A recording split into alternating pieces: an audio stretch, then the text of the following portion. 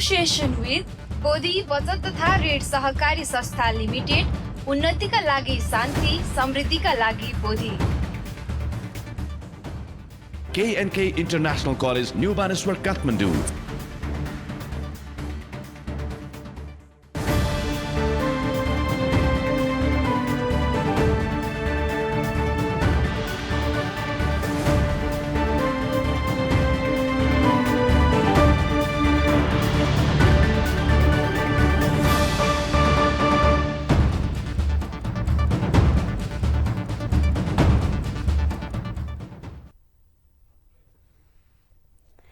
नमो तस्स भगवतो अरहतो सम्मा सम्बुद्धस्स।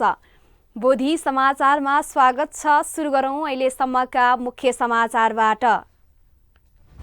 सरकारद्वारा लुम्बिनी क्षेत्र विकास कोषमा कोषाध्यक्ष सहित रिक्त 9 सदस्यमा नियुक्ति। नवनियुक्तिहरूको कार्यकाल 5 वर्षको हुने। काठमाडौँ श्रीघ स्थित धर्मकीर्ति विहारको नयाँ भवनको निर्माण कार्य अन्तिम चरणमा। विहार निर्माणमा काठमाडौँ महानगरबाट 3 करोड बढी सहयोग। लुम्बिनीलाई विश्वसँग जोड्न 6 अर्ब रुपैयाँ लागतमा गौतम बुद्ध अन्तर्राष्ट्रिय विमानस्थल तयार। विमानस्थलमा 2.5 अर्ब रुपैयाँ लागतमा बुद्ध मूर्ति स्थापना। फागुन कृष्ण औँसीको अवसरमा लुखुसे स्थित सुमङ्गल विहारमा बुद्ध पूजा। कार्यक्रममा श्रद्धेय भिक्षु पन्यारत्न महास्तवीरबाट धर्मदेशना। र एसियाली मुलुकहरूमा भगवान गौतम बुद्ध दर्शनको प्रभाव बढ्दो। लाओसमा कुल जनसङ्ख्याको 64% भन्दा बढी जनता बौद्ध धर्ममार्गी।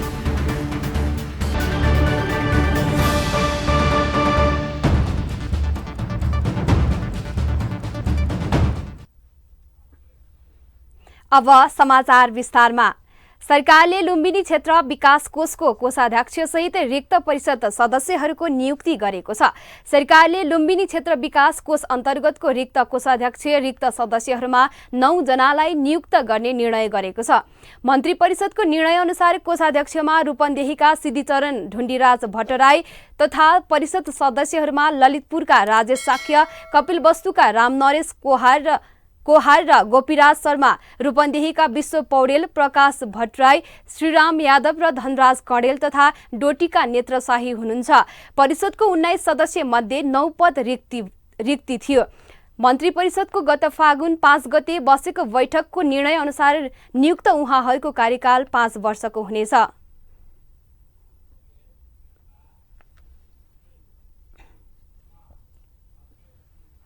काठमाडौँ श्रीघ स्थित धर्मकीर्ति विहारको नयाँ भवनको निर्माण कार्य तीव्र गतिमा भइरहेको छ।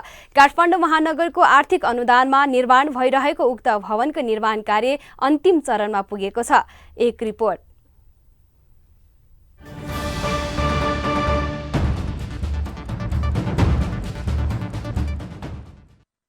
2020 सालमा श्रद्धेय धम्मवती गुरुमा बर्माबाट नेपाल फर्किँदा गुरुमाहरू बस्ने विहार नभएकोले आफ्नै घरमा बस्नु भएको थियो।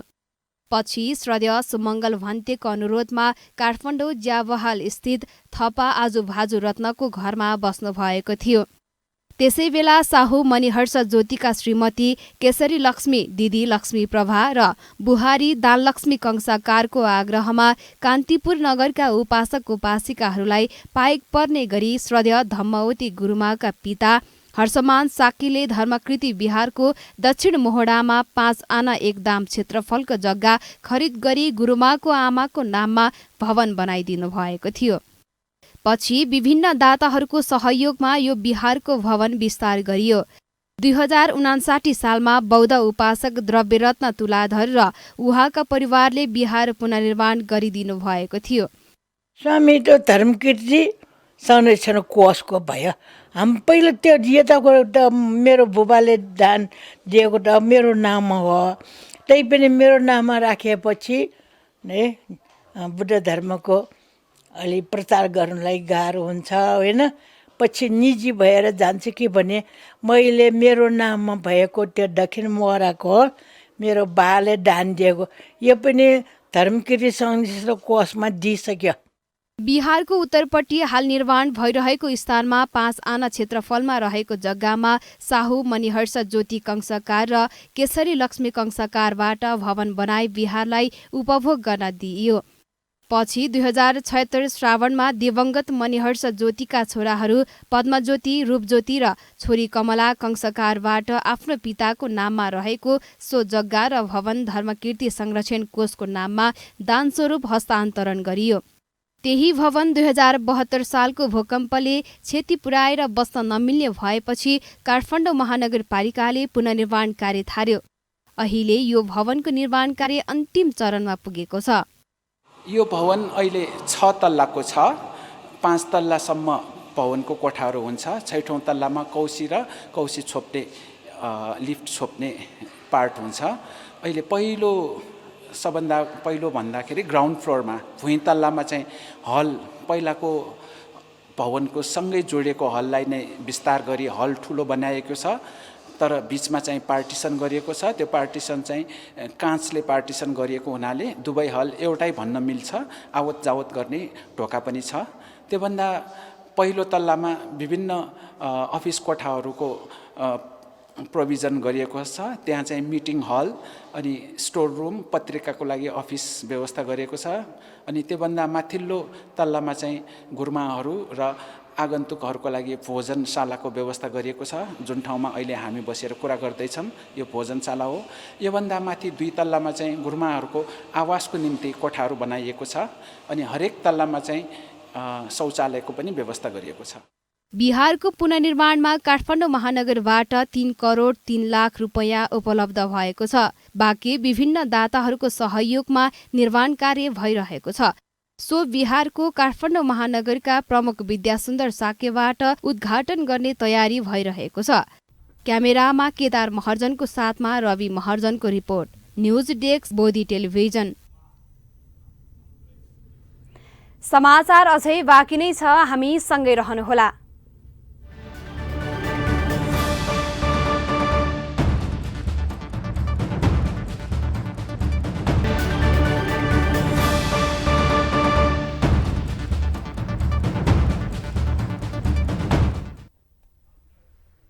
विश्रामपछि स्वागत छ। अब बाँकी समाचार। गौतम बुद्ध अन्तर्राष्ट्रिय विमानस्थलमा आगामी वैशाख बुद्ध जयन्तीकै दिनदेखि व्यावसायिक उडान सञ्चालन गर्ने तयारी गरिएको छ। सञ्चालन तयारी भएपछि सो क्षेत्रका नागरिक, भगवान गौतम बुद्धका अनुयायी र पर्यटन व्यवसायीहरू उत्साहित देखिएका छन्। सो विमानस्थलको यान्त्रिक परीक्षण सफल भएसँगै वैशाख 1 गतेबाट नेपाल वायु सेवा निगमको वाइड बडी जहाज मार्फत परीक्षण उडान गरिने भएको छ। एक रिपोर्ट।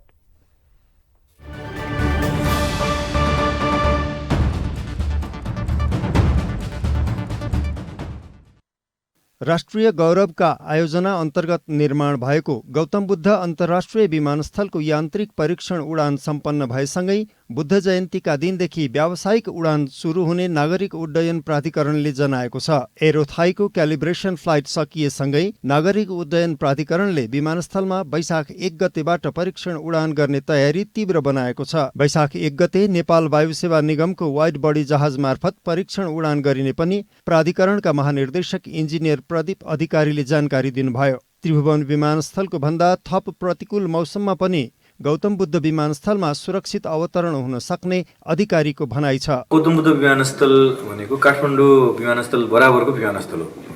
यसको रनवेको लम्बाइ 3000 मिटर, जुन काठमाडौँको पनि 3000 मिटर नै छ। यसको एयरक्राफ्ट पार्किङ 5 वटा छ। काठमाडौँमा हामी 9-10 वटा जति हाम्रो काठमाडौँमा छ। र अर्को यसको राम्रो पक्ष भनेको यसमा इन्स्ट्रुमेन्टल ल्यान्डिङ सिस्टम छ, जुन काठमाडौँ विमानस्थलमा छैन। जस्तो खराब मौसममा पनि काठमाडौँ विमानस्थलमा उडान अवतरण गर्न सकेका वायुयानहरू भैरवा विमानस्थलमा आउन सक्छ। यसको पोजिटिभ पक्ष के हो भने यसमा फ्लाइटको चाहिँ के हो रिलायबिलिटी भयो।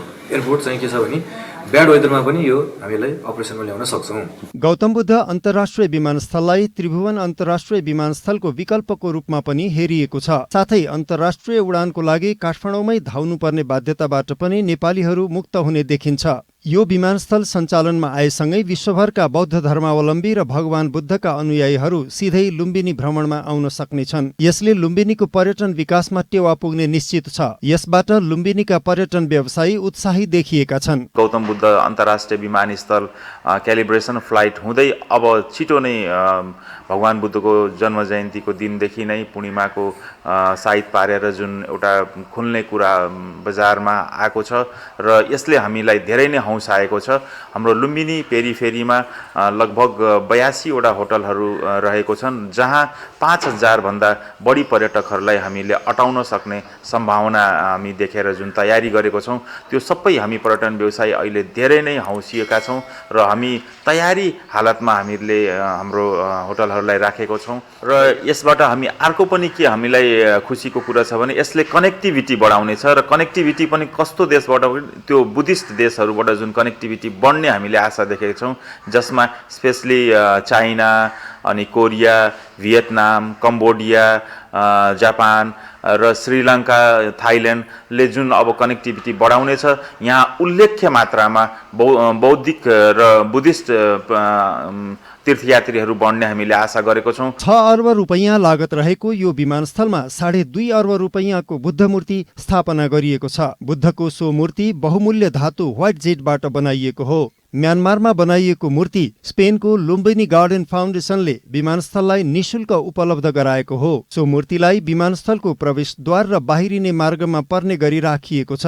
यी विविध विशेषताले गर्दा विमानस्थल सञ्चालनमा आएपछि लुम्बिनीमा धार्मिक पर्यटकको आवागमन बढ्ने निश्चित छ। News desk, Bodhi television. Lalitpur Naukhusi स्थित सुमङ्गल विहारमा फागुन कृष्ण औँसीको अवसरमा बुद्ध पूजा तथा धर्मदेशना सम्पन्न भएको छ। कार्यक्रममा श्रद्धेय सोम भन्तेद्वारा सिल प्रदान गरिनुका साथै सामूहिक बुद्ध पूजा गरिएको थियो। सोही अवसरमा श्रद्धेय भिक्षु पन्यारत्न महास्तवीरबाट धम्मपदभित्रको अनेक जाति संसारङ सन्दाविसङ अन्य विसङबारे धर्मदेशना भएको थियो। सिद्धार्थ कुमार एटा कपिल वस्तु राज्य जग मोक्की राज दरबार गोगुदुले रम्य सुरम्य शुभ अयो सुकुमाल तरिका हुर्के जुम अनलिपा चाहिँ बिरामी जीवले गुली दुखजी वटे हे बुराबुरी जीवले गुली दुखजी सोचमा शिवले चाहिँ गुली दुखजी तो दुखडका ढैगु तके ममसिउमा सुकुमाल तरिका चाहिँ राज दरबारे हुर्केजुम। कार्यक्रममा भिक्षु संघका परित्राण पाठ पनि गरिएको थियो। अन्त्यमा सर्वसत्व हेतुको पुण्यानुमोदन गरी कार्यक्रम समापन गरिएको थियो।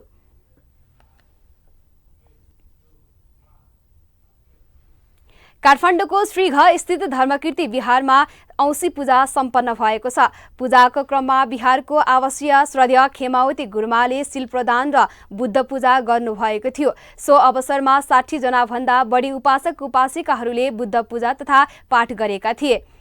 श्रद्धेय खेमावती गुरुमाले कुम्भ घोषकका बारेमा धर्मदेशना गर्नुभएको थियो। उठान वटो सटी मटो सुचि कम्मस निसम्मकारिनो संयतस धम्म जीविनो अपमटस येसो विवदन्ति। ठुक्यु अर्थ ख उद्योगी जुया स्मृति बान जुया बालक भिङ्गो ज्या यही मस्या इन्द्रिय संयम याना धर्मपूर्वक जीविका याना संयम याना धर्मपूर्वक जीविका याना अप्रमादी जिया चौमस्या यस बिर्दीजी। पूजामा सहभागी उपासक उपासिकाहरूले धर्मकीर्ति विहारमा हुने विभिन्न कार्यक्रममा सहभागी हुँदा आनन्द र गौरवको अनुभूति हुने बताउनुहुन्छ। धर्मकीर्ति विहारमा आउन थालेपछि बुद्ध धर्मबारे धेरै ज्ञान पाएको उहाँहरूको भनाइ छ। हामीले चाहिँ धर्म सम्बन्धी पनि कार्यक्रमहरू गर्नुपर्ने हुन्छ, किन भन्दाखेरि हाम्रो चाहिँ मनुष्य जीवनमा खालि खानापिना रहन बस्न र काम गर्ने मात्रै होइन, तर चाहिँ हामीले चाहिँ समय समयमा चाहिँ धर्मको चेतना जागरण गर्नलाई र जनमानसमा धर्म चेतना फैलाउनको लागि पनि यी उपोषक दिनहरूमा यहाँ धर्मकीर्ति विहारमा विशेष धार्मिक कार्यक्रमहरू भइराखेको छ। बुद्ध धर्मको जग नै मेरो धर्मकृति बिहारी हो। म सानोदेखि यहाँ आइरहेको हो। त्यहाँबाट मैले बौद्ध धर्म अध्ययन गर्ने ठुलो मौका पाएँ। मलाई पहिला आफू बुद्धिस्ट भए पनि बुद्ध धर्म सम्बन्धी आफूलाई केही ज्ञान थिएन। तर यहाँ धर्मकृति विभागमा यहाँ पहिला 5 जना मात्र गुरुमाहरू बस्नुहुन्थ्यो। गुणवती गुरुमा, रत्नमन्दिर गुरुमा, धम्मवती गुरुमा, चमेली गुरुमा र कमला गुरुमाहरू बस्नुहुन्थ्यो। पहिला 5 जना मात्र बस्नुहुन्थ्यो। अहिले चाहिँ धेरै गुरुमाहरू भइसक्यो। त्यसैले त्यहाँबाट मैले बुद्ध धर्म सिकेर यहाँको सुरुवातै भयो। अन्त्यमा पुण्यानुमोदन गर्दै र जगतसत्व प्राणीको रक्षाको कामना गर्दै पूजा कार्यक्रमको समापन गरिएको थियो।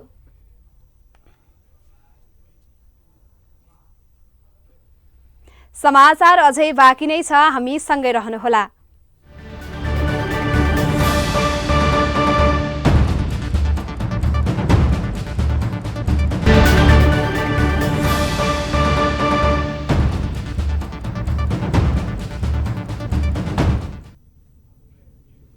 विश्रामपछि पुनः स्वागत छ। अब बाँकी समाचार। बाँकीको जनता माध्यमिक विद्यालय सन्तकुटीमा बुधबार शिक्षक तथा विद्यार्थीलाई आनापानासती ध्यान प्रशिक्षण दिइएको छ। जनता माध्यमिक विद्यालयका शिक्षक तथा विद्यार्थीहरूलाई श्रद्धेय सिलवती गुरुमाबाट आनापानासती ध्यानबारे प्रशिक्षण दिएको हो। गुरुमाबाट उनीहरूलाई विद्यालय प्राङ्गणमा ध्यानबारेमा सैद्धान्तिक जानकारी दिएको थियो भने कक्षा कोठामा ध्यान गर्न सिकाएको थियो। प्रशिक्षणमा विद्यालयका प्रधानाध्यापक महेन्द्र खत्री सहित शिक्षक तथा विद्यार्थीको उपस्थिति रहेको थियो।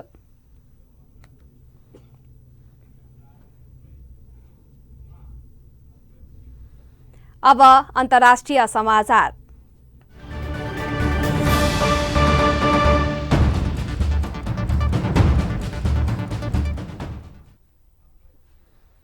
एसियाली मुलुकहरूमा भगवान गौतम बुद्धको दर्शनको प्रभाव राम्रै देखिन्छ। कुल जनसङ्ख्याको 64% भन्दा बढी जनता बौद्ध धर्म मान्दछन्। एक रिपोर्ट।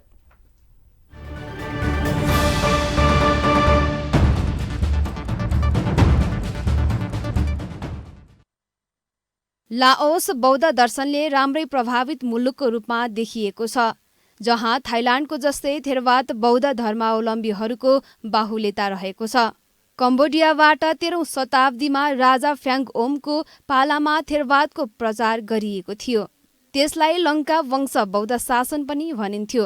लाओसमा कुल जनसङ्ख्याको 64% भन्दा बढी जनता बौद्ध धर्म मार्गी छन्। लाओसमा उत्तरी थाइल्याण्डको जस्तै बौद्ध धर्म परम्परा प्रचलनमा रहेको छ। त्यहाँ ओन्टियु सङ्घ कलेज र चम्पासक सङ्घ कलेज मार्फत बौद्ध दर्शनमा उच्च शिक्षा अध्ययन गर्ने व्यवस्था मिलाइएको छ। थप उच्च शिक्षा हासिल गर्न चाहने भिक्षु श्रामणेरहरू उच्च शिक्षाको लागि थाइल्याण्ड, श्रीलङ्का, म्यानमार जाने गर्दछन्। पाली र अभिधम्म अध्ययनको लागि पानदी बिहार र पानखम बिहारमा व्यवस्था गरिएको छ। लाओसको राजधानी भेन्टिएनमा अवस्थित हाटलोओङ बिहार त्यहाँको सबैभन्दा महत्त्वपूर्ण बिहार हो। बिहारभित्र राखिएको चैत्यमा भगवान बुद्धका अस्तु धातु राखिएको छ। अङ्टु बिहार, सिस्केट बिहार, हफ्रक्याउ बिहार त्यहाँको विश्व सम्पदा सूचीमा रहेको छ। यसरी नेपालभन्दा धेरै टाढा रहेर पनि लाओसमा भगवान गौतम बुद्धका अनुयायीहरू बढ्नुलाई सकारात्मक रूपमा लिन सकिन्छ। News desk, Bodhi television. समाचारको सिलसिला अहिलेलाई यति नै। बिदा हुनु अघि मुख्य समाचार पुनः एकपटक। सरकारद्वारा लुम्बिनी क्षेत्र विकास कोषमा कोषाध्यक्ष सहित रिक्त 9 सदस्यमा नियुक्ति। नवनियुक्तिहरूको कार्यकाल 5 वर्षको हुने। काठमाडौँ श्रीघ स्थित धर्मकीर्ति विहारको नयाँ भवनको निर्माण कार्य अन्तिम चरणमा। विहार निर्माणमा काठमाडौँ महानगरबाट 3 करोड बढी सहयोग। लुम्बिनीलाई विश्वसँग जोड्न 6 अर्ब रुपैयाँ लागतमा गौतम बुद्ध अन्तर्राष्ट्रिय विमानस्थल तयार। विमानस्थलमा 2.5 अर्ब रुपैयाँ लागतमा बुद्ध मूर्ति स्थापना। फागुन कृष्ण औँसीको अवसरमा लोखुसे स्थित सुमङ्गल बिहारमा बुद्ध पूजा। कार्यक्रममा श्रद्धेय भिक्षु पन्यारत्न महास्तवीरबाट धर्मदेशना। र एसियाली मुलुकहरूमा भगवान गौतम बुद्ध दर्शनको प्रभाव बढ्दो। लाओसमा कुल जनसङ्ख्याको 64% भन्दा बढी जनता बौद्ध धर्ममार्गी। समाचार अहिलेलाई सकियो। बोधी टेलिभिजनका सम्पूर्ण कार्यक्रम bodhitv.tv, युट्युब र फेसबुकका साथै मोबाइलमा बोधी टिभी एप डाउनलोड गरेर पनि हामीलाई प्रत्यक्ष हेर्न र पढ्न सक्नुहुनेछ। सकारात्मक सोच र असल संस्कारको लागि बोधी टेलिभिजन हेर्दै गर्नुहोला। भवतु सर्वमङ्गलम।